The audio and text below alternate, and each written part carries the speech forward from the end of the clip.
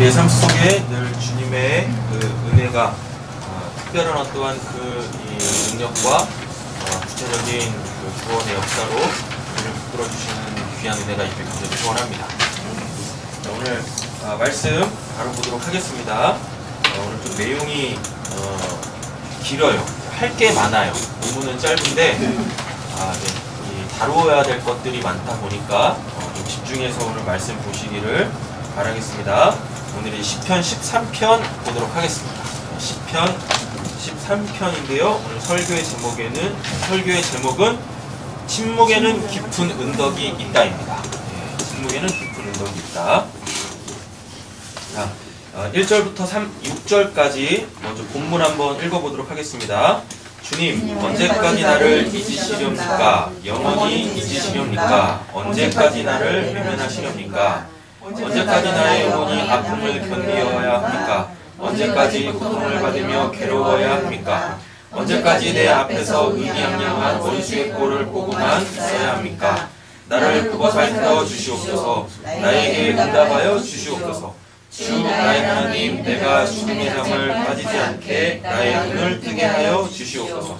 나의 원수가 내가 그를 이겼다 하고 말할까 두렵습니다. 내가 흔들릴 때 내 가족들이 기뻐할까 두렵습니다. 그러나 나는 주님의 한결같은 사랑을 의지합니다.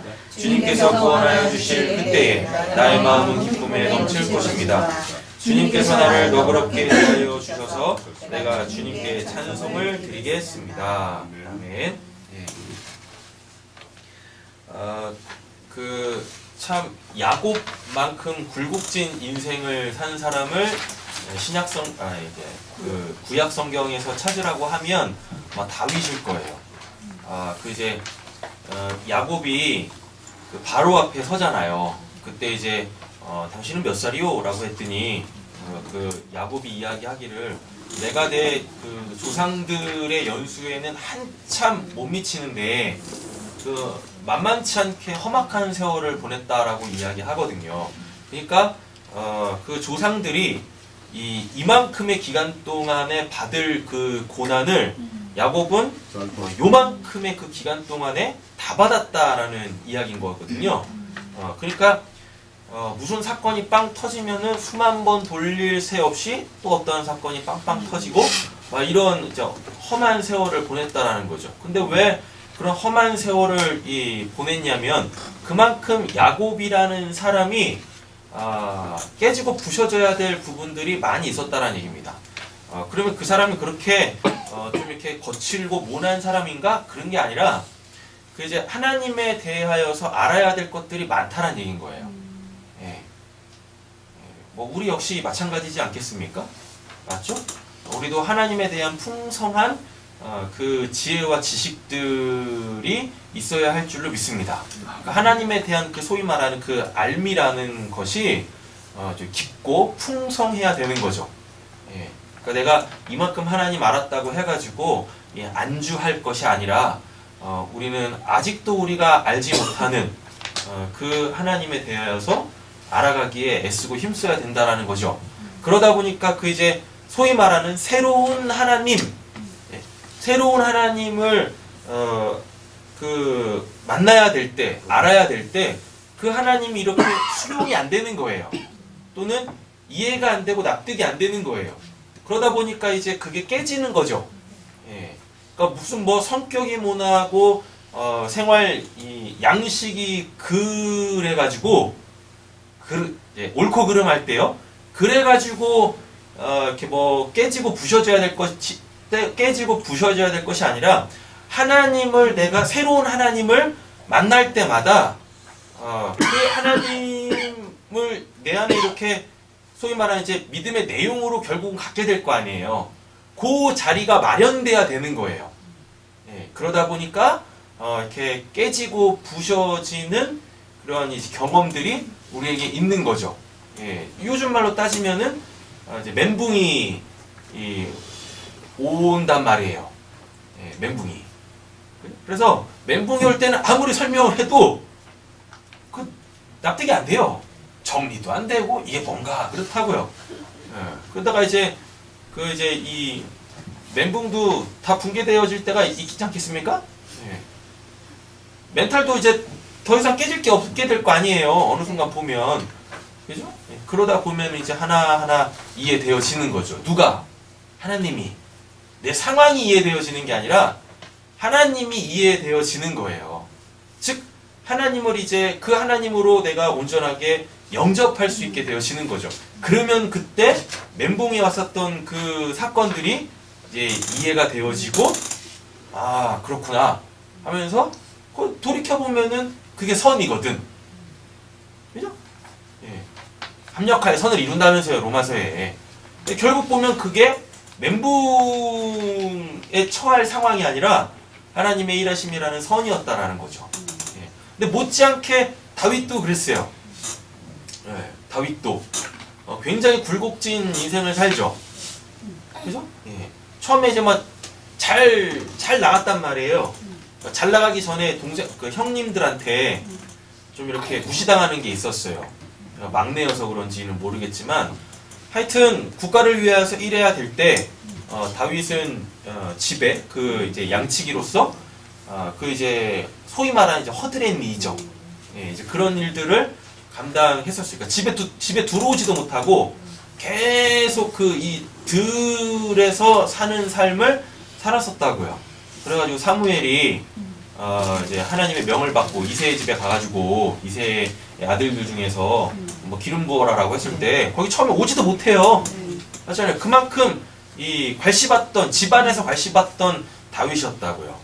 그랬다가 이제 하나님한테 부름 받고 그 소위 말하는 이제 골리앗 전쟁부터 시작해가지고 승승장구 막 해나가잖아요. 그래가지고 군대 장관까지도 되고 막 이런다고요. 굉장히 유력한 사람이 되어지는데 뭐 그것도 이제 찰나죠. 예. 거기에 이제 또 이제 이 사단이 사울에게 역사를 하면서 시기 질투가 이제 들어가죠.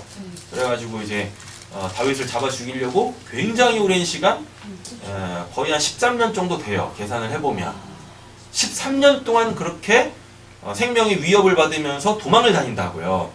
예. 도피 생활을 한다고요. 다윗이. 예. 그랬다가 이제 왕 위에 또 오르죠. 왕이 올라가지고 또 이제 또 뭐 생활이 펴지는가 싶더니 예, 이제 밧세바 사건 이후로 그게 또 이제 확 또 꺾여요. 예, 막 승승장구 하다가 그 이제 사무엘 하 11장인데 그 11장이 이제 밧세바 범하는 사건이거든요. 예, 그때부터 이제 막 꺾이기 시작을 해요. 그러면서 그 자기의 잘난 아들들이 왕위를 찬탈을 하려고 또 이제 막 이 다윗을 모함하고 심지어는 이제 막 모방까지 막 일어나게 되어지죠. 그러면서 상당히 많았던 자기의 신복들까지도 그 다윗을 이제 배반하게 되어지는 막 이런 사건들이 있어요. 그러니까 이 13편이 다윗한테 하도 많이 이렇게 좀 굴곡진 이 경험들이 있다 보니까 13편이 정확히 어느 그 배경을 띠고 있는지는 아직 뭐 학자들도 이렇게 이 합의를 못 봤습니다. 예.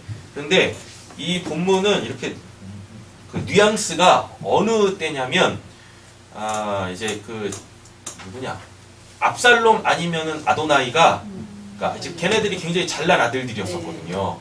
얘네들이 이제 모반하고 도망갈 때 막 신하들이 막 이렇게 막 비웃었어요. 막 다윗이 도망간다 막 이러면서 이제 그때 이 분위기인 것 같아요. 그때 사울은 한 번도 다윗을 이겨본 적이 없거든요. 그럼 이게 지금 사울한테 도피 생활하면서 썼던 시 같진 않아요. 그때를 회상하면서 쓴 것 같진 않아요. 예. 실제적으로 왕궁에서 쫓겨났던 거는 그의 아들들, 잘난 아들들이 모반했을 때거든요. 아마 이제 그때 그 분위기인 것 같아요. 네. 자, 배경은 그렇게 이 설명을 드리면 될 것 같고요. 오늘 보시면 그 1절부터 4절까지의 파란색 동그라미 4개 있죠. 네. 그리고 5절, 6절에 빨간색 동그라미 4개 있습니다. 네, 4개 있어요. 이제 요거 위주로 볼 거예요. 자, 10편, 13편은 1절부터 4절까지 다윗이 자기의 처한 상황 속에서 깊은 절망을 합니다. 깊은 절망 속에서 누구를 찾냐면 하나님을 찾아요. 예. 그리고 그 깊은 절망 속에 이제 시면일 거 아니에요?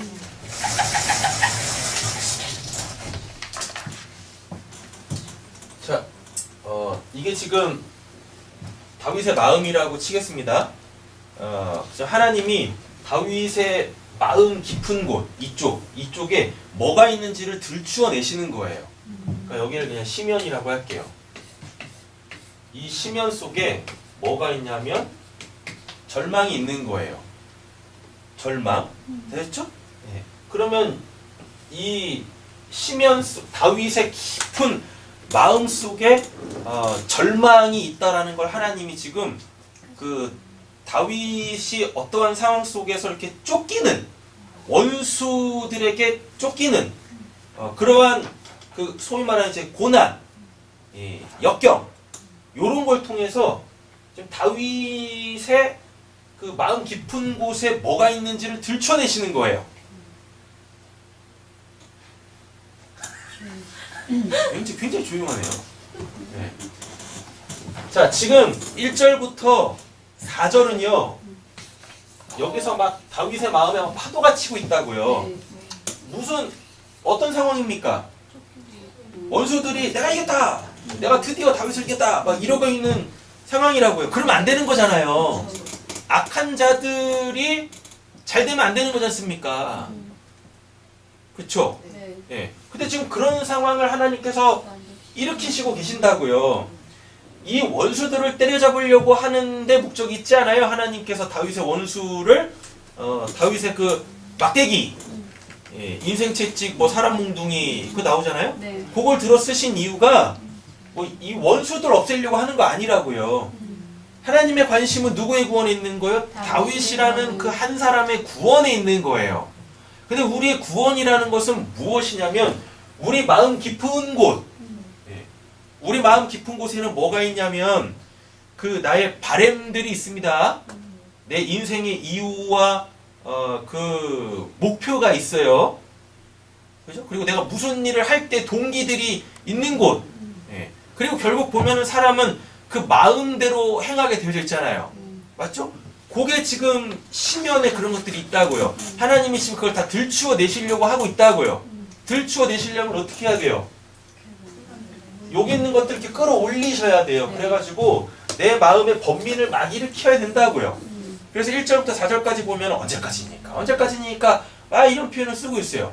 자, 다윗은 지금 기도를 하고 있단 말이에요. 1절부터 4절까지 막 기도를 하고 있어. 어떤 기도?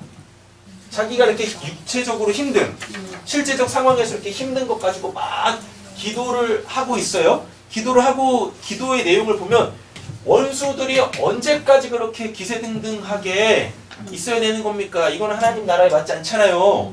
막 이렇게 기도를 하고 있다고요. 근데 하나님이 원하시는 기도는 이 원수의 기도가 아니라고요. 네 마음속에는 도대체 뭐가 있냐? 네 마음속에 1절부터 4절이 그 다윗의 마음속에 있는 그 절망. 자, 보세요. 이 절망이 어떻게 나오나? 종종 이런 말씀을 드리지 않습니까? 우리가 세상 일에 대하여 그러니까 우리의 삶에서 일어나는 일들 때문에 우리가 일희일비하면 안 된다고. 그렇게 열폭할 필요도 없어요. 잘 돌이켜보면. 그렇잖아요? 우리가 뭐 깊이 낭망할 것도 없고 그렇다고 뭐 깊이 좋아할 것도 없고 슬퍼할 것도 없고 뭐 그래요. 근데 우리가 그렇게 그냥 우리의 일상에서 일어나는 일들 때문에 뭐 열폭하잖아요. 심지어는 머리를 자르라고 하는데도 열폭을 한다고. 열폭할 만하네. 그렇지 않냐? 안 해? 근데 왜 머리 안 잘라? 자르라고 하면 자르는 거지. 네? 하여튼 작은 일인데도 불구하고 우리가 진짜 막 목숨 걸고 막 맞대응할 때가 많이 있다니까요. 그리고 그거 갖고 막 기도하고 여기 있는 거 갖고 막 기도하고. 원래 우리의 기도라는 건 이렇게 내 마음이 요동칠 때 도대체 내가 왜 이런 거에 이렇게 요동을 치고 있지? 마음 깊은 곳을 들여다봐야 되는데 우리가 하도 살기도 바빠 죽겠으니까 이제 그런 거 잘 안 하잖아요. 그죠? 남은 뚫어지게 보길 원하는데 사람들이 보면은 자기는 그렇게 뚫어지게 보려고 하질 않아. 그리고 자기 자신에 대해서 자기가 안다고 착각들을 하죠. 그죠? 예. 자기 자신을 그렇게 잘 알면 그렇게 하나님이 우리 만나주실 때 삐걱거리지 않아요. 예. 하나님이 우리 만나주실 때 그냥 대번에 아이고 하나님이시다 해가지고 그 하나님 이렇게 쉽게 영접을 한다고요. 나조차 어떤 사람인지 모르니까 하나님을 만나야 될 때, 하나님을 영접해야 될 때, 예, 그게 잘 수용이 안 되는 거예요. 그래서 그 부분 다 깎아내시는 거라고요. 들춰내시는 거라고요. 너 마음속에 뭐가 있냐? 이렇게. 예. 1절부터 4절까지 지금 그 다윗의 그 깊은 내면 속에 있는 그런 것들을 지금 하나님이 다 끄집어 내고 있습니다. 이렇게 해요. 이렇게. 예. 자, 보세요. 주님 언제까지 나를 잊으시렵니까? 영원히 잊으시렵니까? 언제까지 나를 외면하시렵니까? 언제까지 나의 영혼이 아픔을 견뎌야 합니까? 언제까지 고통을 받으며 괴로워야 합니까? 언제까지 내 앞에서 의기양양한 뭐라 그래요? 원수의 꼴을 보고만 있어야 합니까? 이런다고요. 예. 언제까지 아무리 기도를 해도 하나님이 응답을 안 하시는 거죠. 그죠? 우리의 인생에 보면, 우리의 신앙생활에 보면 때때로 하나님께서 우리에게 굉장히 오랜 시간 동안 침묵하실 때가 있다고요. 예. 그때가 내 심연을 들여다볼 수 있는 절호의 기회입니다. 그때가 하나님을 만날 수 있는 기회라고요. 예. 그때가 됐죠? 그때를 이제 잘 놓치지 마시고 그때 바른 기도를 하셔가지고 요런 기도 말고 내 마음이 요동치는 요 기도 말고 이거 해결해달라고 언제까지 이러지 말고 그럼 계속 하나님을 침묵하게 만드는 거라고요. 몇 번 기도했을 때 응답이 없다. 뭐 감동도 없고 더 짜증만 나고 그러면 기도 내용을 바꾸셔야 되는 거예요. 어디로? 내가 왜 이거에 이렇게 요동치고 있지? 이걸 왜 아무것도 아닌 건데 왜 이거에 요동치고 있지? 그럼 이제 마음 깊은 곳을 들여다봐야 한다는 얘기인 거죠. 그렇죠? 네. 자, 나를 굽어 살펴주시옵소서. 나에게 응답하여 주시옵소서. 주 나의 하나님, 내가 죽음의 잠에 빠지지 않게 나의 눈을 뜨게 하여 주시옵소서. 죽음의 잠 가보세요. 파란색. 그 첫 번째 손가락, 두 번째 손가락. 죽음 잠이라고 되어 있네요. 죽음의 잠. 하나님과의 사귐의 단절이죠. 그죠? 이렇게. 예. 마태복음 10장 28절 보면 몸은 죽여도 영혼은 능히 죽이지 못하는 자들을 두려워하지 말고 오직 몸과 영혼을 능히 지옥에 멸하실 수 있는 일을 두려워하라 라고 얘기합니다. 지금 자기가 처해 있는 상황이 뭐보다 더 커요? 하나님보다 더 큰 거예요. 이게 문제라고요. 내 안에 지금 이렇게 내 마음을 요동치게 하는 요 사건보다 내 심연에 크신 하나님이, 소위 말해 묵직한 하나님이 이렇게 있으면 이런 일에 이렇게 일일비 하겠냐고요. 그죠? 그러니까 지금 자기 안에 하나님이 있는지 없는지 그걸 봐야 되는데 다윗이 자꾸 이 하나님을 보지 못하고 뭘 보고 있어요? 소위 말하는 자기에게 일어난 그 문제를 보고 있다고. 문제가 더 큰 거야. 문제가. 되셨죠? 무엇이라고? 자, 보겠습니다. 4절 나의 원수가 내가 그를 이겼다 하고 말할까 두렵습니다. 내가 흔들릴 때 이거 흔들리잖아요. 마음에 뭐 없어요? 하나님 없다고. 그죠? 마음에 하나님 없다고. 내가 흔들릴 때 나의 대적질이 기뻐할까 두렵습니다. 라고 이야기하고 있습니다. 그러니까 1절부터 4절까지는 다윗의 지금 이 심연에 마음 깊은 곳에 누가 안 계신다? 하나님이 안 계신다. 비단 이게 뭐 다윗의 얘기겠어요? 우리 얘기겠죠. 지금 우리가 이 시편을 보고 있으니까. 내 마음 속에 그 하나님이 계신가 안 계신가? 봐야죠. 내 마음 속에 하나님이 계신가 안 계신가? 또 여기서 또 이러시면 또 곤란해지십니다. 하나님이 없는가 봐요. 난 구원 못 받았는가 봐요. 일 가지 마시고 초도에 말씀드렸잖아요. 새로운 하나님, 내가 모르는 그 하나님, 그러나 내가 알아야 될 그 하나님, 그 하나님은 지금 내 안에 없는 거잖아요. 근데 내가 아는 하나님은 있잖아요. 그죠? 이렇게. 근데 내가 알고 있는 하나님으로 지금 답이 없어. 그럼 내가 구원을 못 받았다가 아니라 내 안에 성령이 없다가 아니라 내가 아직 모르는 하나님이 또 이렇게 있구나. 하나님의 그 어떠한 구원의 역사, 그 영역이 있구나.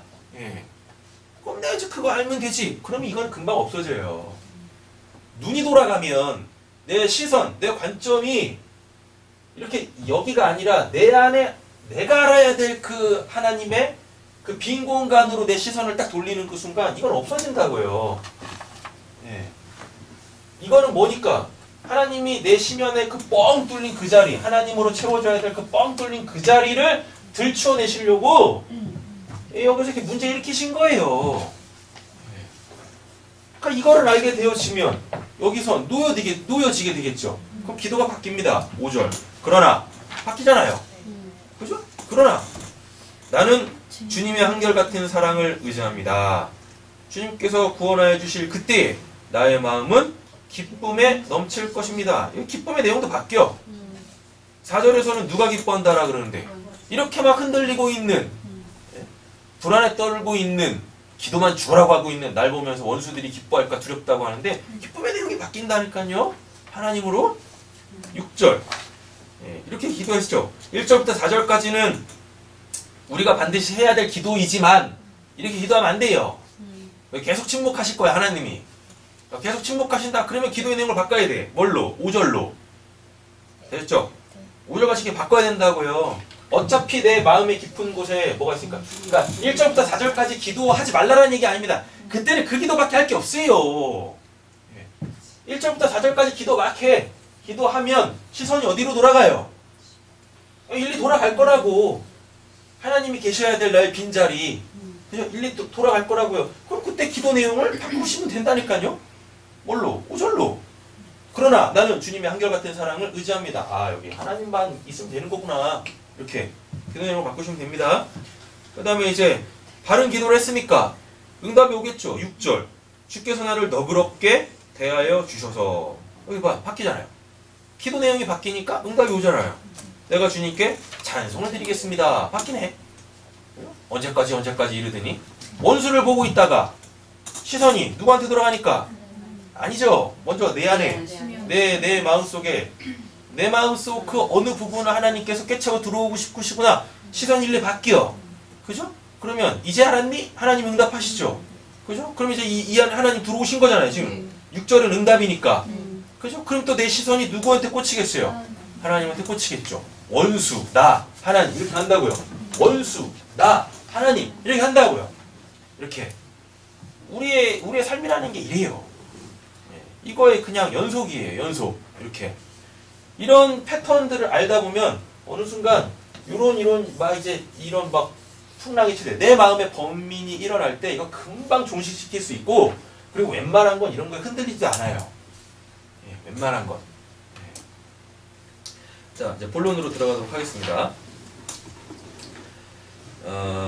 빨간색부터 보겠습니다. 빨간색. 하나님에 대한 믿음의 싸가지. 싸가지. 네 가지인데 일부러 좀 이렇게 맞췄어요. 싸가지. 싹수의 방언이죠. 싸가지. 뭔가 보여야 돼. 성장할 보여야 돼. 자, 하나님에 대한 믿음의 내용 네 가지가 나와요. 그게 이제 5절, 6절에 나옵니다. 첫 번째 보겠습니다. 자, 첫 번째. 주는 인자하시다. 주님의 한결같은 사랑을 의지합니다. 라고 이렇게 세 번역에서 번역했는데, 그죠?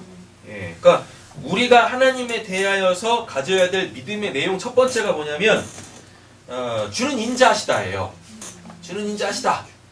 예. 자, 인자라는 단어가 이게 헤세드라는 단어입니다.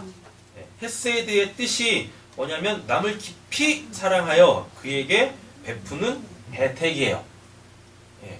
그러니까 제가 제리미를 사랑해요. 예. 사랑하는데 제리미한테 꼭 필요한 게 있는 거예요. 그걸 제가 제리미한테 줄 때 요걸 헤세드라 그래요. 욕 아니야, 욕. 네. 되셨죠? 네. 제리미가 원하는 거 말고 제리미한테 정말 필요한 거, 하나님으로 살아야 될 제리미에게 정말 필요한 거, 그거를 알고 그거를 딱 그에게 실제적으로 주는 거, 제공하는 거, 그때 그걸 헤세드라고 한다고요. 그러면 한글 성경에서는 그거를 주는 인자하시다. 오늘 본문에서는 또 뭐라고 번역했어요? 한결같은 주의 사랑. 이렇게 얘기한다고요. 우리는 그 하나님의 헤세드를 의지해야 됩니다. 우리가 기도를 해도 응답받지 못하는 건 뭐냐면 그게 다르기 때문에 그래요. 내가 원하는 것과 나한테 필요한 것이 다르기 때문에 그래요. 네. 우리는 대부분 내가 원하는 걸 기도하죠. 나한테 정말 필요한 게 뭔지를 모르니까. 근데 다 알고 있어 보면. 다 알아. 자기한테 뭐가 필요한지 다 안다고. 네. 근데 그거를 일단은 받기 싫어. 왜 그런지 모르겠지만 못된 심보죠. 네. 됐죠? 자, 이걸 다시 풀어보면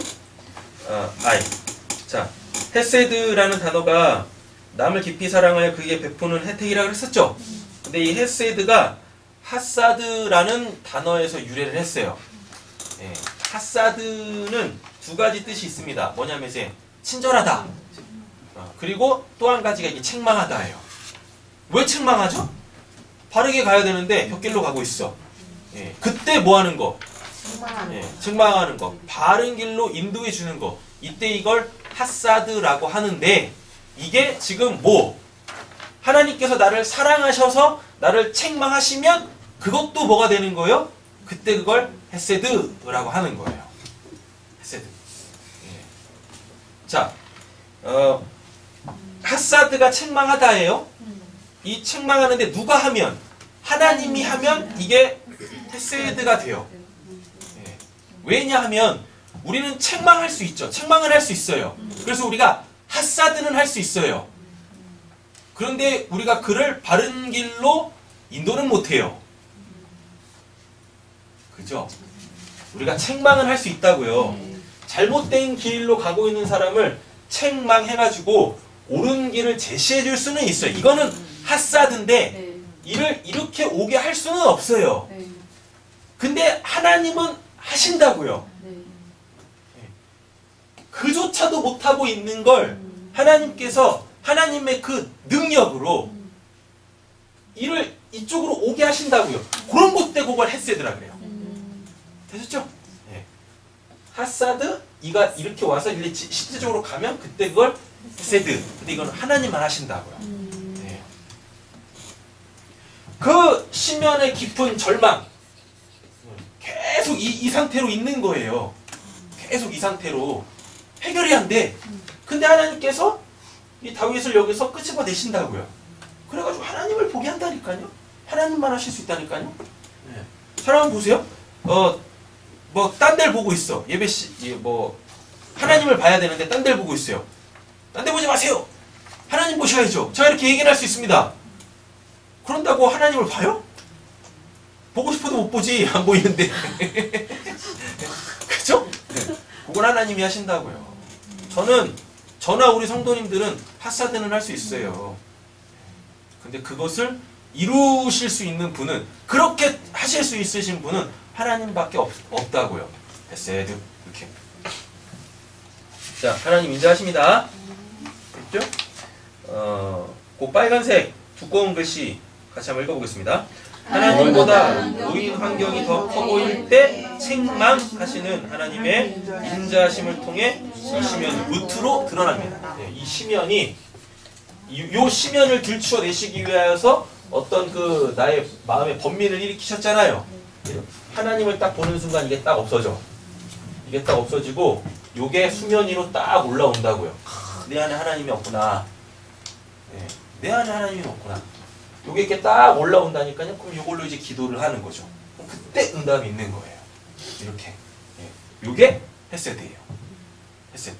하나님의 인자하심을 의지해야 되는 거예요. 우리의 시면을 들추어 내시는 그 하나님의 헤세드. 예. 그래서 요 무트로 드러난 그 내 시면에다가 하나님이 하나님으로 채우시는 그 은혜. 그 은혜. 우리는 그 은혜를 사모해야 되는 거죠. 그걸 의지해야 되는 거고. 이 부분 정리되셨나요? 네. 그러니까 기도 생활을 하시다 보면 이제 내 이 마음, 뭐 우리나라만 해도 뭐 그거 있잖아요. 뭐 10길 물속은 알아도 한 길 사람 속은 모른다고 했을 때 그 한 길 사람 속, 그건 기도로 드러나요. 기도로 드러난다니까요. 그러니까 기도를 막 하다 보면 기도를 꾸준히 하다 보면 어느 순간 나도 몰랐던 내 마음들을 알게 되어지고 그걸 하나님께서 보게 하시는 그 은혜가 우리에게 주어진다니까요. 그럼 그걸 뭐라 그래요? 헤세드라고 한다고요. 예. 정말 나한테 필요한 게 뭔지 그 심연에 있으니까 예. 정말 나한테 필요한 게 뭔지를 하나님이 딱 이렇게 내 깊은 마음에서 끌어올리셔가지고 그걸 보게 하신다고요. 그래서 그걸 기도할 수 있게 하신다니까요. 예. 그때 하는 기도가 구하라 찾으라 두드리라예요. 그때 하는 기도가 무턱대고 그냥 막 뭐 나한테 문제 있는 것 같고 막 그냥 막 구하고 찾고 두드린다고 응답오는 게 아니라고요. 예. 정말 나한테 필요한 게 뭔가 예. 그거를 알게 하셔가지고 그거에 대하여서 구하고 찾고 두드릴 때 하나님이 주시고 또 찾게 하시고 또 열어주시는 거라고요. 이렇게요. 자, 두 번째 보겠습니다. 주님께서 구원하여 주실 때에 나의 마음은 기쁨에 넘칠 것입니다. 라고 되어 있죠. 예. 자, 보시면 주의 구원은 확실합니다. 예. 그러니까 우리가 믿음의 내용으로 가져야 될 게 두 번째가 뭐냐면 주님께서는 나를 반드시 구원하실 거야. 근데 아직 구원이 안 이루어졌어요. 근데 하나님은 반드시 구원하셔. 그래서 기뻐하는 거예요. 자, 기쁨과 즐거움은 약간 달라요. 예. 단어도 다르고 약간 다른데 이 기쁨은 뭐냐면요. 아직 이루어지지 않았어요. 이렇게 시간상 딱 보면 내가 여기 있다고 치겠습니다. 지금 문제가 막 이렇게 있어요. 주님의 구원이 이 시점에서 이렇게 이루어져요. 되셨죠? 즐거움은 구원이 임하면 이때 즐거운 거예요. 근데 기쁨은 뭐냐면 이 시점에서 내가 막 힘들어. 하나님 어떻게 해야 됩니까? 그런데 나한테 믿음이 있어. 무슨 믿음? 하나님은 반드시 구원하신다. 언제? 하나님의 때에 반드시 구원하신다. 요게 믿음의 내용으로 확 커지면 거기서부터 뭐 할 수 있냐면 이 기간 동안은 여전히 힘들 거 아닙니까? 상황적으로 문제가 해결이 안 됐으니까 여전히 힘든데 여기에서 요거를 끌어올 수 있는 거예요. 요게 기쁨이에요. 요게 기쁨. 예. 즐거움은 여기선 즐겁지 않아요. 여기서 즐거워하면 미친놈이야. 정신병자라고. 현실 감각이 없는 거예요. 즐거움은 실제적으로 내 감정이 그 상황에 딱 맞닥뜨려가지고 좋은 거예요. 예. 그거는 구원이 딱 임했을 때 얘기고 기쁨이라는 단어는 굉장히 독특합니다. 그래가지고 여기 있는 걸 미리 끌고 올 수 있는 거예요. 그러니까 눈물은 흘릴 수 있어. 이 기간 동안 힘드니까. 그죠? 여기선 감정이 그렇게 여기처럼 좋지 않다고요. 힘들어. 아파. 괴로워. 이렇다고요. 근심도 있고 걱정도 있어요. 그런데 희한하게 뭐예요? 기뻐. 그러니까 그 기쁨이라는 걸, 그 기쁨을 뭔지 아셔야 돼요. 그 기쁨. 예, 그거. 예. 그러니까 진짜 옆에 있는 사람이 보기에 미친놈 같죠. 예. 왜냐하면 막 울다가도 그래. 이럴 수 있어. 그렇다니까요. 예. 앞으로 하나님께서 행하실 일을 끌어올 수 있어요. 그때 나의 상태를 기쁨이라 그래요. 이건 그냥 막 웃고 뭐 마음이 평안하고 이런 차원이 아니라고요. 기쁨이라는 단어가. 자, 보겠습니다. 주의 구원은 확실해요. 그래서 그거를 미리 끌고 와. 문제가 해결되지도 않았는데도 불구하고 그걸 미리 끌고 오는 거예요. 끌고 와. 자, 요게 뭐냐면 길입니다. 기뻐하다가 이게 길이란 단어예요. 길이란 단어. 그럼 요 길이 그 사전을 찾아보면 맴돌다. 지금 내 상황은 뭐예요? 요 문제로 둘러싸여 있죠? 네. 그죠? 근데 기뻐하다가 뭐냐면 하나님께서 하실 일로 바꿔치기 하는 거야. 하나님이 구원하신다라는 그 믿음을 가지고 나를 둘러진치는 겁니다. 이렇게 바꾸는 거예요. 예. 그걸 기쁨이라 그래요. 이렇게. 되셨죠? 예. 확실한 근거에 의해 실제적 결과에 도달해 있는 상태. 이걸 길이라고 한다고요. 예. 자, 아직 이루어지지 않았죠? 네. 아직 이루어지지 않았지만 우리에게 어떤 믿음이 있어요? 하나님은 반드시 구원하신다. 하나님은 반드시 구원하신다. 그죠?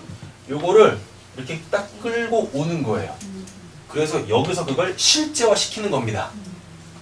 예, 이렇게. 그러면 그게 뭐예요? 그게 기뻐하다. 기쁨. 그러니까 때때로 보면 하나님의 사람들은 좀 다른 세상을 사는 것 같아. 예. 그래서 그거를 사도행전에서 뭐라고 그러냐면 세상이 감당할 수 없는 사람들이라 그래요. 히브리서 11장에서도 얘기하고 도대체 세상적 관점에서 이해가 안 돼. 저 사람은 도대체 뭔가 혼자 다른 세상을 사는 것 같죠. 그게 기쁨이라고요. 그냥 뭐 좋은 게 이런 게 아니에요. 기쁨은 감정의 용어가 아니라고요. 감정의 용어가 확실한 걸 끌고 와서 지금 그 상태 안에 있는 거, 그 안에 있는 거, 그걸 기쁨, 그걸 길이라고 한다고요. 이렇게. 됐죠? 자, 빨간색 글자 또 읽어보겠습니다. 하나님의 침묵은 신자의 심연을 비추어 하나님을 보게 하시는 하나님의 심이시다. 이죠. 네. 내 심연 속에 그 이제 문제를 확 들춰내셨어요. 맞죠? 들춰놨다라는 것 자체가 뭐예요? 여기 하나님이 계실 자리구나 해서 하나님으로 채워지면, 여기서 하나님으로 채워지면 여전히 이 기간, 여기에 이 문제가 여기까지 올 거 아닙니까? 그죠? 예, 여기서 다른 기도를 할 수 있게 되어지는 거예요. 예, 다른 기도를. 하나님이 응답하시는 그 기도를 할 수 있다니까. 그 기도를 하면 딱 이게 온 거죠. 그럼 여기서 그 문제 딱 해결되는 거고. 이렇게. 근데 사람들이 여기서 그 문제를 딱 해결받잖아요? 해결받은 거에 또 마음을 또 뺏겨요. 정말 주시려고 했던 건 뭔데? 내 심연의 빈자리에 하나님으로 채워지는 건데, 이게 기쁨인데 문제 해결된 거에 즐거워하다가 날려! 그 하나님을 날린다고. 하나님 온당한 데 없어. 그냥 또 이러지. 하나님이 해결해 주셨어요. 끝. 그러니까 너도 기도해. 이런다니까? 기쁨을 전해줘야 되죠. 기쁨의 내용을 전해줘야 되죠. 그래서 내가 이번에 안 하나님이 이런 하나님이야. 그걸 알려줘야 되는데, 문제 있어? 기도해. 해결해 주실 거야. 이러고 있다니까. 그러니까 그 사람은 계속 뭔 기도하는 거예요. 1절부터 4절까지. 또 깊은 침묵으로 또 인도하는 거죠. 네, 기도해. 기도하면 된다니까. 이러면서. 하나님이 우리에게 어떤 역사를 행하셨을 때, 오늘 성경 공부 시간 때도 그런 얘기를 했는데, 하나님이 복이세요. 하나님이 복이시다고요. 그래서 복주 이렇게 되는 거예요. 복주를 많이 드셔야 돼요.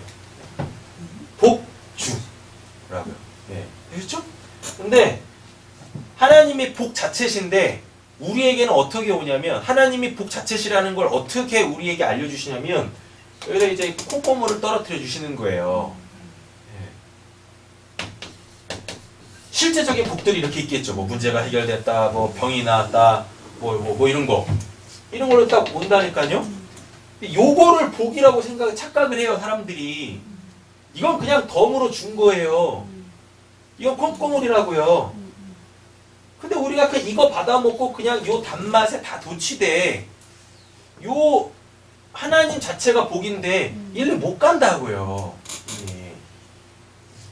여러분들에게 하나님께서 어떤 일을 하시면 그 일을 가지고 그 일을 맛봤으니까 이건 실질적으로 나에게 일어난 일 아니겠습니까? 그러면은 눈으로 볼 수 없는, 믿음으로 볼 수 있는 그 하나님에게로 나아가서 그 진짜 복을 받으셔야죠.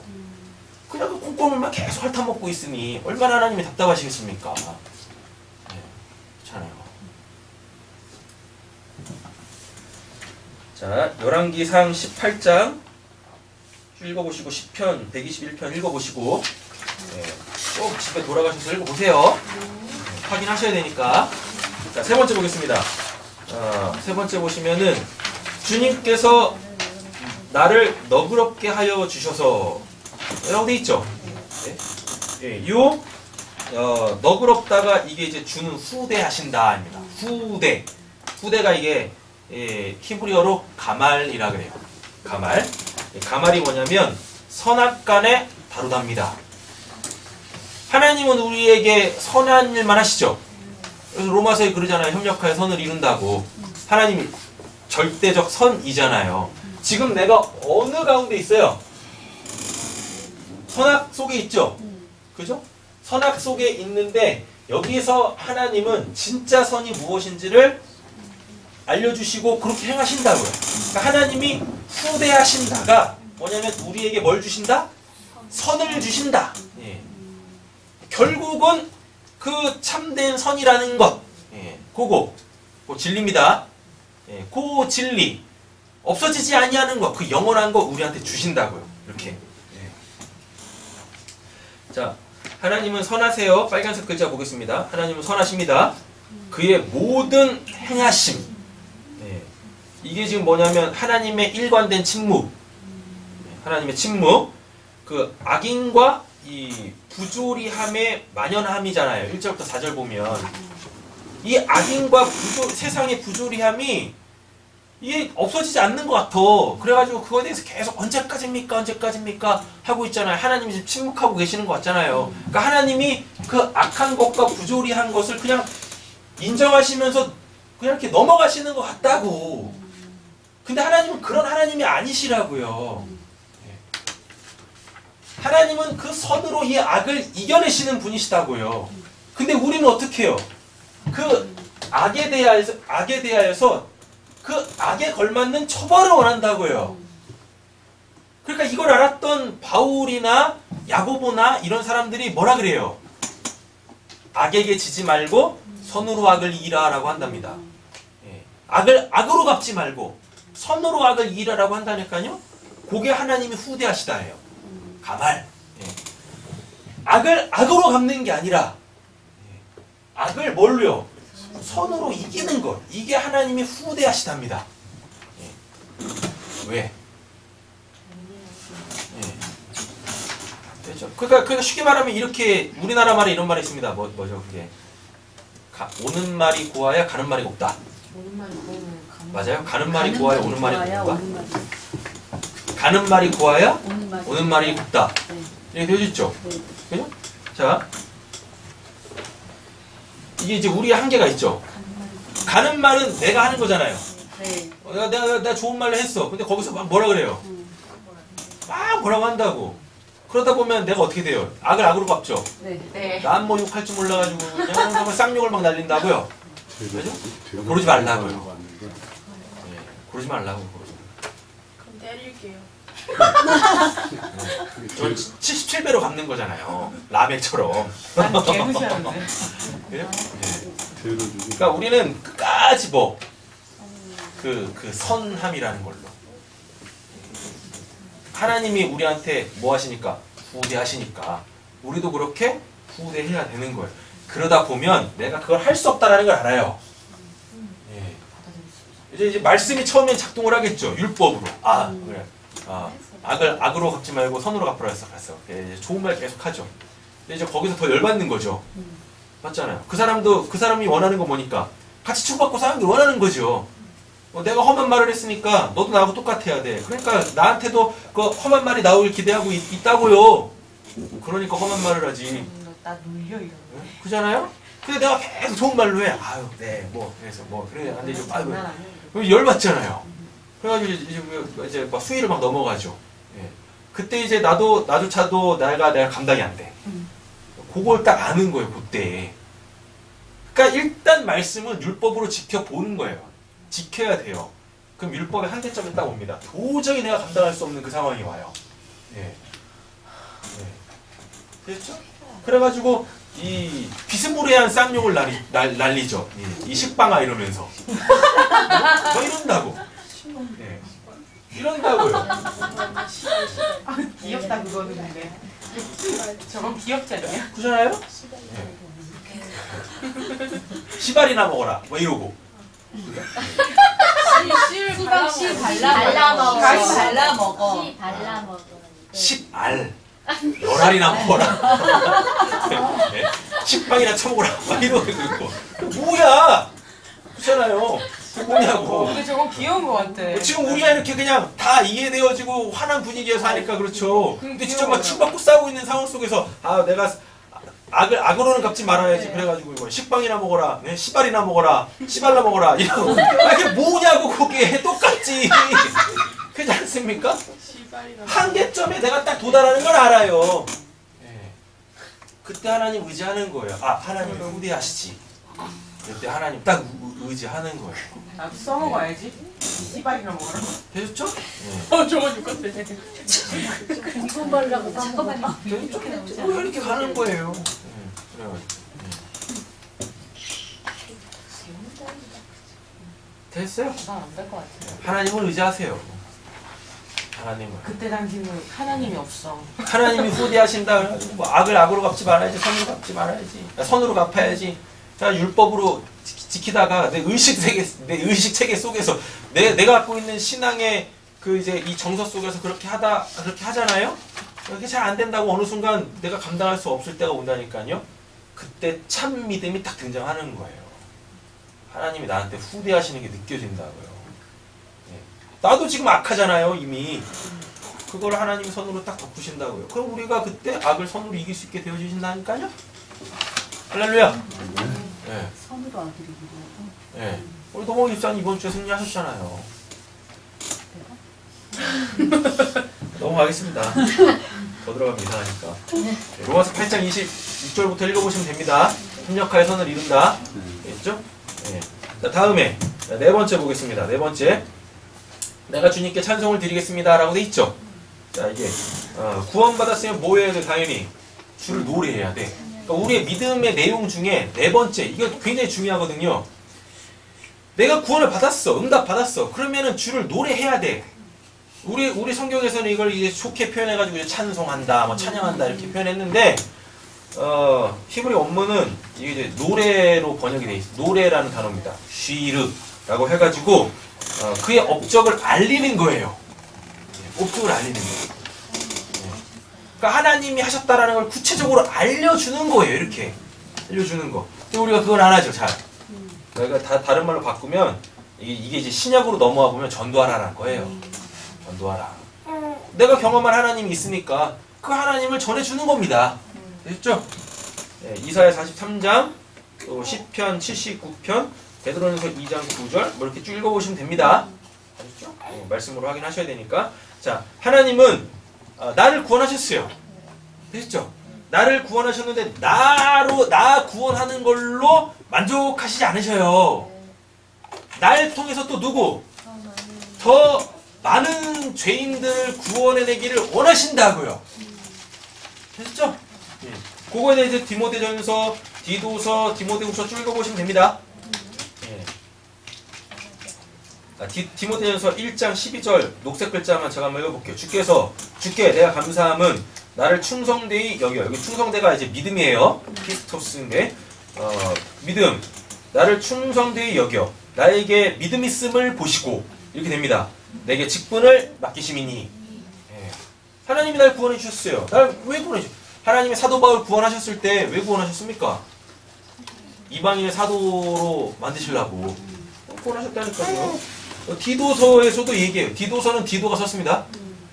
디도라는 사람이 썼는데 3절에서도 보면 자기 때에 자기의 말씀을 전도로 나타내셨으니 이 전도는 우리 구주 하나님이 명하신 대로 내게 맡기신 것이다. 이 전도가 쉬르예요. 오늘 본문에 등장하는 내가 주를 찬양하겠습니다. 라고 그 쉬르라고요. 그가 하신 일을 알리다. 라고 한다니까. 같은 믿음을 따라 라고 얘기합니다. 나의 참 아들 된 아이. 디도서 바울이 썼어요. 디도한테. 예. 디도에게 편지하노니. 그러니까 지금 사도 바울이 뭐예요? 복음 전도자죠. 전도자잖아. 사도잖아요. 근데 지금 디도한테 뭐라 그래요? 같은 믿음을 따라. 야, 내 믿음이 너한테도 있잖아. 내 믿음은 복음 전도하는 거다. 너한테도 이 믿음이 있으니까 너도 뭐 하라? 복음 전도하라. 하나님 알려라. 라고 이렇게 얘기하는 거예요. 모든 사람에게 구원을 주시는 하나님의 은혜가 나타나. 라고 한다니까. 누구 때문에? 네. 누구 때문에? 먼저 구원받은 나. 그래서 나 구원받았어요. 땡 아니라니까요. 나를 통해서 하나님은 더 많은 사람들을 구원하기를 원하신다. 라는 얘기입니다. 예. 오늘도 뭐 1시간 넘게 기도를 하는데 오늘은 그냥 계속 중보만 되더라고요. 몇몇 분들이 계속 이렇게 떠나지 않고 계속 기도하게 되더라고요. 예. 근데 다들 남자분들이셨어요. 예.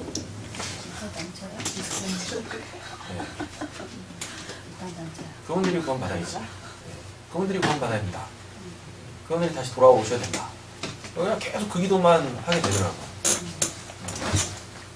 가정이 온전하게 다 구원받아야 되지 않겠습니까? 얼마나 감사한 일입니까? 계속 그 기도만 나오더라고요. 자, 다음에 이제 저 위로 올라가서 1절부터 2절까지 언제까지니까에 걸려있는 거. 예. 자, 파란색 세 번째 보겠습니다. 네 가지가 없는 절망. 싸가지가 없어. 예. 싸가지가 없으니까 이제 절망 가운데 있는 거죠. 뭐가 없나 보겠습니다. 하나님께서 잊으신 것처럼 보이는 것. 싸가지가 없는 거죠. 어디요? 아니, 맨 마지막이요. 1절부터 2절 보시면 파란색 동그라미 4개 있잖아요. 그 첫 번째 1절 보시면 언제까지 나를 잊으시렵니까? 영원히 잊으시렵니까? 요거요. 이게 좀 싸가지가 없는 거예요. 싹수가 안 보여. 그렇죠? 그 내용이 뭐냐면 하나님께서 나를 잊으신 것처럼 보이는 거예요. 느끼는 거예요. 그죠? 하나님이 나를 잊으신 겁니까? 아니죠. 내가 하나님을 못 보고 있는 거지. 뭐 때문에? 내가 처해 있는 그 환경 때문에 눈이 가려져가지고 거기에 마음을 뺏겨가지고 내 믿음이 지금 제대로 작동을 안 하는 거지. 하나님이 나를 잊지 아니하신다니까요. 됐어요? 이 부분은 이사야 54장, 욥기 10장, 이사야 8장 읽어보시면 됩니다. 시간이 이제 거의 다 됐으니까 빨리빨리 정리하고 갈게요. 첫 번째, 하나님이 나를 결코 잊지 아니하신다. 됐죠? 근데 왜 내 기도에만 응답을 안 하시는 거야? 하나님이 나를 잊으셨나? 하면 이거 싸가지가 없는 거예요. 싹수가 없는 거예요. 싹수가. 그러시면 안 된다고요. 자, 두 번째 보겠습니다. 언제까지 나를 외면하시렵니까? 여기서 외면하다가 이게 얼굴을 돌리다거든요. 얼굴을 돌려. 근데 성경에서 얼굴을 돌린다라는 건 뭐냐면 응답을 안 하겠다는 얘기인 거예요. 그러니까 나를 잊고 계신가 하고 다른 개념이죠. 예. 대면을 하고 계속 얘기를 하고 있는데 내가 거기에 대해서 응답 안 할 거야. 요럴 때 외면한다, 얼굴을 돌린다 이 표현이거든요. 예. 또 생각을 해야 되는 거예요. 왜 응답을 안 하시는 거야? 왜? 내가 기도가 잘못돼 있어서 그런 거예요. 내가 지금 응답 받을 수 없는 기도를 하고 있으니까 응답을 안 하시는 거지. 하나님이 왜 내 기도에만 응답 안 하시는 거예요? 이렇게 가지시면 안 된다고요. 그럼 그게 네 가지가 없는 거예요. 아셨죠? 네 가지 중에서 그 두 번째가 없는 거라고요. 응답받지 못할 내용으로 계속 기도를 하고 있으니 응답이 있겠습니까? 그거밖에 할 줄 모르니까 그거라는 거지. 설마 그걸 아는 거. 그러니까 그거 하시라고요. 그러니까 내가 지금 좋아요. 싸가지가 없구나 생각하시면 된다고요. 싸가지 없는 게 문제지. 그잖아요. 내가 문제지. 그렇잖아요? 에이 하나 있어. 그러니까 이런 게 있어요. 이게 응답받지 못하는 기도도 해봐야지 이런 거는 응답을 못 받는구나 알지. 그렇지 않겠습니까? 네? 기도할 거 응답한다고. 족발도 먹어본 사람이 족발이 이런 맛이구나 해가지고 족발을 또 시켜 먹는 거지. 먹어보지도 않고 그 혐오스러운 걸 어떻게 먹어요? 이런 건 그게 웃기는 거잖아요. 왜? 절명? 절명이 아니라 절망입니다. 왜 우리가 절망하냐면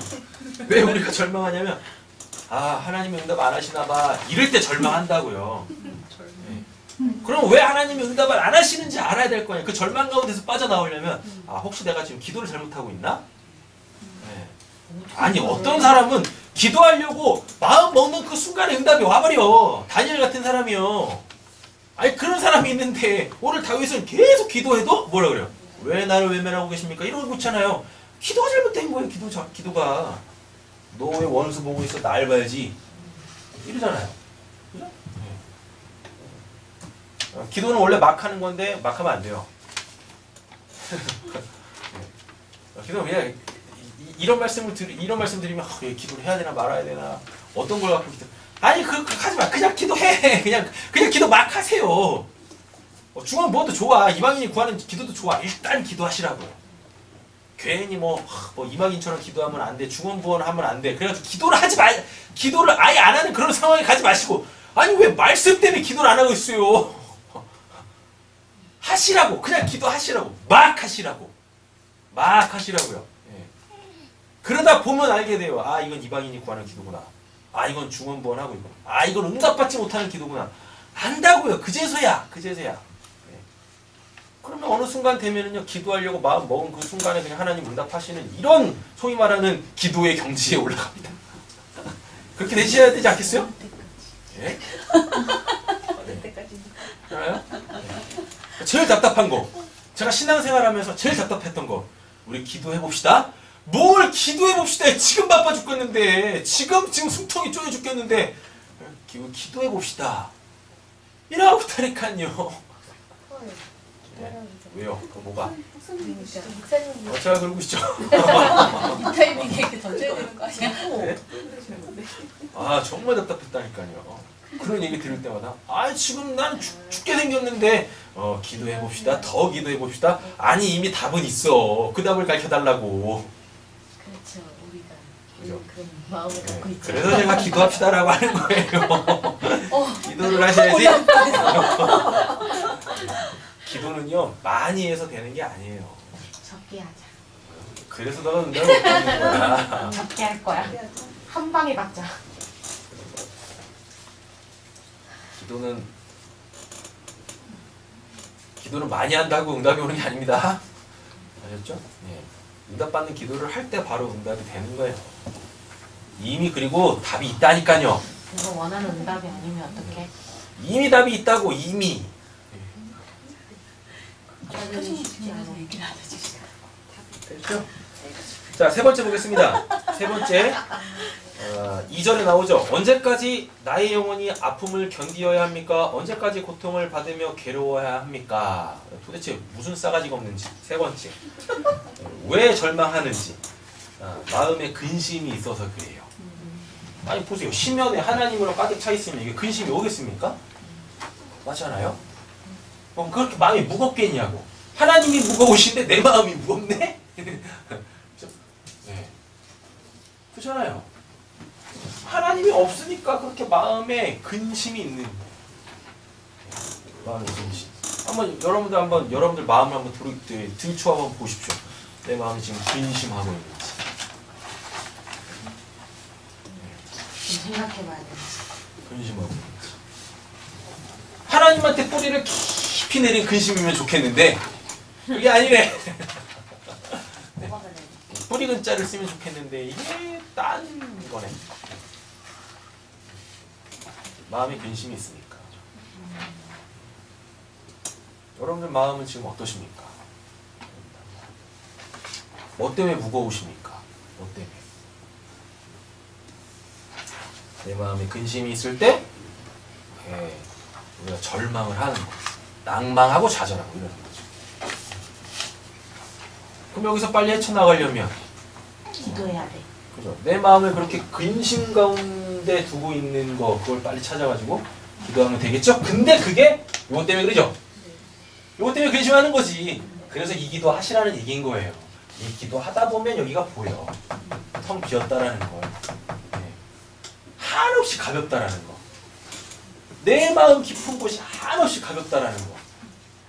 그러니까 이 문제에 내 마음이 막 이렇게 유동치는 거죠.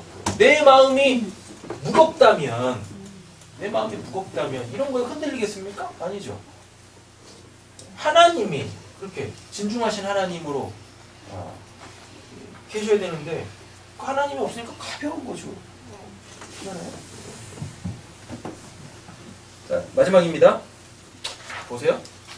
언제까지 내 앞에서 의기양양한 원수의 꼴을 보고만 있어야 합니까? 네. 요것 때문에 우리가 또 절망에 빠지는 거죠. 그죠? 네. 자, 원수들이 자극하는 것을 통해 느끼는 그 슬픔. 우리는 그래서 예수님이 이런 말씀하신 거예요. 뭐라고? 원수를 사랑해라. 원수를 원수로 여기시면 안 되는데 이 원수가 원수네. 진짜 죽일 놈이 원수네. 그래서 우리가 절망하는 겁니다. 원수 아닙니다. 네. 네. 나를 절망에 빠뜨리고 있는 그 원수가 아니다고요. 내가 그를 원수로 보고 있으니까 뭐하고 있어요? 절망하는 거예요. 원수 아닙니다. 축복의 사람. 누구예요? 사랑의 대상이지. 지금 나를 절망 가운데 빠뜨리고 있는 그 왼수땡이를 사랑하시면 여러분들은 그 절망에서 빠져나오실 수 있어요. 근데 그것도 안 되잖아. 그래서 뭐가 필요해? 그래서 헤세드가 필요한 거예요. 되게 하시는 그 하나님. 아, 원수까지 사랑하라고 해가지고 사랑하려고 하는데 안 돼! 그렇잖아요. 그때 내가 가져야 될 뭐? 그 믿음의 첫 번째 내용. 뭐요? 하나님을 인정하시다. 헤세드. 그걸 가능하게 하시는 그 하나님을 딱 붙잡는 거죠. 그러면 원래 내가 하나님한테 원수였잖아요. 내가 하나님 안 믿고 내가 내 인생의 주인이 돼가지고 내 멋대로 사는 게 그게 하나님한테 원수된 자 아니겠습니까? 이런 원수된 자를 사랑하셨던 그 사랑이 이해가 되어져요. 그 사랑이 나를 휘감는다고. 예, 가돌. 그죠? 가돌 맞나? 가말이구나. 가말. 그걸 끌어 땡겨 온 거예요, 이렇게 하나님이. 그럼 내가 기뻐지는 거지. 그럼 그를 보면서 뭐 할 수 있어요? 기뻐할 수 있다고요. 그 원수땡이를 보면서 기뻐할 수 있다고요. 그걸 하나님이 하게 하신다고요. 하나님이 후대하신다. 은덕을 베푸십니다. 침묵 가운데서도 하나님은 은덕을 베푸신다니까요. 후대하신다니까요. 사랑을 베풀어 주신다니까요. 은혜를 베풀어 주신다고요. 이렇게 너그럽게 나를 대해 주신다고요. 요거 한 가지만 딱 기억해요. 시편 13편의 핵심은 6절에 있어요. 주께서 나를 너그럽게 대하여 주셔서. 여기 아까 뭐라 그랬었어요? 주는 후대하신다. 가말. 이 상황이 아니라 요걸로 나를 어떻게 둘러 짐치신다고요. 우리가 왜 절망합니까? 원수를 보고 있기 때문에 절망하는 거예요. 원수에 둘러싸여 있으니까 절망하는 거예요. 근데 하나님께서 우리에게 뭘 베풀어 주시면, 우리를 후대하시면, 가말하시면 그 하나님의 사랑으로 나를 둘러 짐친다니까요. 그러면은 나를 힘들게 했던 나를 절망 가운데 빠뜨렸던 그 원수를 뭐요? 원수가 아니라 사랑의 대상으로 볼 수 있게 되어지는 거예요. 그럼 거기서 뭐가 일어나겠습니까? 화목이 일어나겠죠. 평화가 일어나겠죠. 할렐루야. 우리 새삼교회 모든 성도님들의 가정이 이렇게 원수까지 사랑하는, 예수님이 아주 험한 말 하셨어요. 원수가 어디 있게? 네 가족이 원수다 라고 얘기한다니까요. 그리고 하나님이 그 가정을 구원하실 때 반드시 먼저 뭐부터 일어나냐면 가족 간의 분쟁이 일어나요. 그래서 아비가 아들과 싸우고 어미가 딸과 싸우고 엄마는 2번 싸웁니다. 며느리와 그 시어머니가 싸우고 이런다고요. 딸하고 싸우고 이 며느리하고 싸우고 아버지는 아들하고만 싸우면 되는데 뭐 이래요. 그런다니까요. 화목이 일어나기 위해서는 먼저 그 말씀 때문에 분쟁이 일어나요. 분쟁이. 그랬다가 뭐가 보여요? 그 분쟁보다 더 끈끈한 그 하나님이 맺어주신 그 사랑, 그 피, 그 생명의 피, 그게 보이는 거죠. 그럼 그때 이제 뭐 하는 거예요? 하나님의 사랑으로 사랑할 수 있게 되어져요. 그러면은 뭐가 일어납니까? 원수까지 사랑하라라는 그 말씀이 그 가정에서, 나에게서, 그에게서 성취가 되어지는 거예요. 그러니까 집안에 있는 그가 정말 왼수로 보인다. 그럼 지금 말씀대로 잘 가고 계신 겁니다. 그때 말씀을 잘 붙잡으세요. 그리고 막 기도하시는 겁니다. 저 왼수떼기 좀 죽여주세요. 가출하게 해주세요. 여기 막 기도하는 거예요. 어차피 그게 또 밖에 안 나와. 그러니까 솔직하게 기도하는 거예요. 그럼 이제 그 마음을 하나님이 딱 들춰내시고 회개케 하시겠죠. 너는 걔보다 더 있어. 그럼 너를 내가 사랑했다고 구원했다고 그래서 하나님의 사랑이 탁 나를 휘감으면 가달 맞나? 가말하게 되어지면 가날? 하나님이 나를 후대하시면 나도 그를 뭐 할 수 있어요? 악을 선으로 갚을 수 있게 되어진다. 됐죠? 네. 그래가지고 믿음의 네 가지, 그 다음에 우리를 절망 가운데 빠뜨리는 네 가지, 여기 봤어요? 그래가지고 이 말씀을 잘 묵상을 하시고, 그리고 이렇게 첨부한 말씀들 꼭 읽어보세요. 꼭 읽어보셔가지고 우리가 건강한 신앙생활, 믿음으로 승리하는 신앙생활 하시길 간절히 소원합니다. 기도하겠습니다. 하나님, 오늘 10편 13편 통하여서 결국 하나님께서 우리에게 선한 것, 좋은 것, 귀한 것 주신다라는 것을 다시 한번 또 우리 마음에 새깁니다. 하나님, 이제 이 말씀이 우리에게 좀 실체화가 되게 하여 주시옵소서. 그리고 이 말씀대로 우리의 삶의 역사 일어날 때 이건 뭐지 우왕좌왕 하는 것이 아니라 이 말씀 그때 성령께서 기억나게 하심으로 통하여서 우리가 바른 기도해서 빨리 응답받고 그 문제 해결받고 그 하나님, 믿음의 대상이신 그 하나님 바르게 전할 수 있는 저 우리 사랑하는 성도님들 되게 하여 주시옵소서. 모든 말씀 예수님의 이름으로 기도드립니다. 아멘.